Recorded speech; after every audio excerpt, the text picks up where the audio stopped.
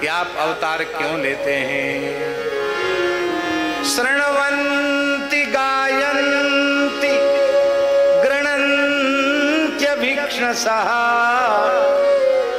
स्मरन्ति नन्दन्ति तवेहितं जनाः त एव पश्यत्यचिरेण तावकं भवप्रवाहो परमं पदाम्बुजम्। ते एव त एव अचिरेण तावकं भवप्रवाहो परमं पदाम्बुजं पश्यन्ति। इसी जन्म में इसी शरीर से इन्हीं नेत्रों से वे भाग्यशाली जीव आपके चरण कमलों का दर्शन प्राप्त कर लेते हैं। कौन? बोले शृण्वन्ति। अभीक्ष्णसा का अन्वय सबके साथ। अभीक्ष्णसा शृण्वन्ति, अभीक्ष्णसा गायन्ति, अभीक्ष्णसा स्मरन्ति, अभीक्ष्णसा तवे हितम श्रुत्वा च नंदन्ति। अभीक्ष्णसा का सबके साथ अन्वय। जो बार बार आपकी कथा सुनते हैं, बार बार आपका कीर्तन करते हैं, बार बार आपका स्मरण करते हैं और याद कर कर के आनंद विह्वल होते रहते हैं, ऐसे भक्तों का हृदय पूरी तरह निर्मल हो जाता है। उस निर्मल हृदय में ज्ञान भक्ति वैराग्य का अवतरण हो जाता है और फिर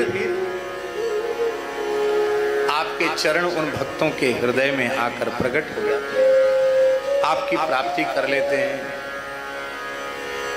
वक्ता उपलब्ध हो जाए, भक्तों का अभ्यास।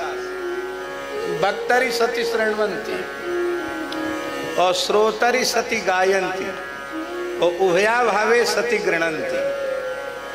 वक्ता मिले तो सुन ले, श्रोता बन जाए, महाराज जी सुनते हैं, और श्रोता मिले तो सुना भी देते हैं। और ना वक्ता है ना श्रोता है, अकेले बैठे हैं तो नामरूप गुण लीला का ही स्मरण करते हैं। ऐसा अभ्यास जिनको हो जाता है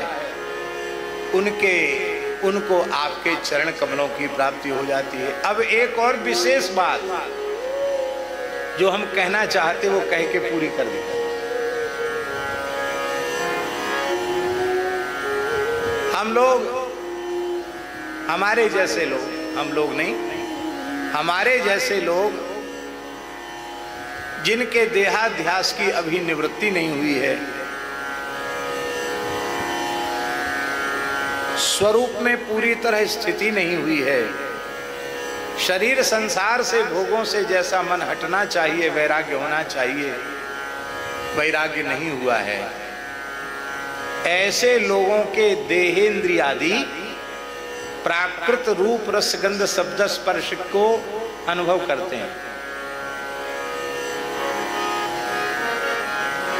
किंतु अब हम एक प्रश्न पूछ रहे हैं कि जिनका देहाध्यास सर्वथा निवृत्त हो चुका है, शुकदेव जी की कोटि के जो महात्मा हैं, अथवा सनकादिकों की कोटि के जो महात्मा हैं, अथवा नवयोगीश्वरों की कोटि के जो महात्मा हैं, जिनके देहाध्यास की सर्वथा विनिवृत्ति हो चुकी है, अब उनकी इंद्रियां, उनका देह, उनकी इंद्रियां प्राकृत रूप रसगंध शब्द स्पर्श की ओर तो प्रवाहमान है नहीं,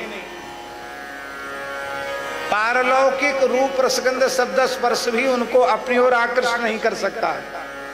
तो उन जो महात्मा जीवन मुक्त ब्रह्मज्ञानी महात्मा हैं, आत्माराम आप्त काम पूर्ण काम परम निष्काम निर्गुण निरंजन निर्विकल्प परमात्मा में जो निरंतर रमण करते रहते हैं, उन महात्माओं के देहेंद्रियादि तो व्यर्थ हो जाएंगे। अरे कम से कम हम लोगों के प्राकृत रूप रसगंध शब्द स्पर्श का तो अनुभव कर रहे हैं, उनके तो न प्राकृत न लौकिक न पारलौकिक, तो देह धारण करने का क्या फल मिला उनको। कुंती माता कहती हैं, ऐसे ज्ञानियों को भी भक्ति योग प्रदान करने के लिए आपने अवतार लिया है। बड़ा प्यारा श्लोक है, जितनी बार गाएं उतनी बार गाने के बाद भी मन नहीं भरता, हमारा तो मन नहीं भरता, आपकी आप जाने।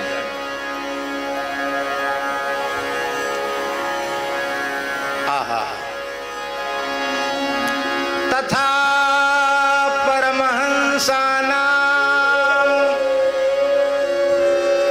मुनीनां अमलात्मनां तथा परमहंसानां मुनीनां अमलात्मनां भक्तियोग विधानार्थं कथं पश्येमहि स्त्रियः। अमलात्मा विमलात्मा परमहंसों को भी भक्ति योग का विधान करने के लिए, जिनकी इंद्रियां लौकिक पारलौकिक भोगों की ओर जिनकी वृत्ति नहीं जा रही है, वो आपके सच्चिदानंद स्वरूप को अपनी आंखों से देख सकें, कानों से सुन सकें, नासिका से आपके दिव्य चिन्मय मकरंद का ग्रहण कर सकें, हाथ से आपको छू सकें, आपकी छाती से लिपट सकें। इसलिए सुखदेव जी जैसे महात्माओं को भक्ति योग देने के लिए आपने अवतार लिया है। और सुखदेव जी कहते हैं हमारे लिए भगवान का अवतार परिनिष्ठितो पिनैर्गुण ने उत्तम श्लोक लीलया।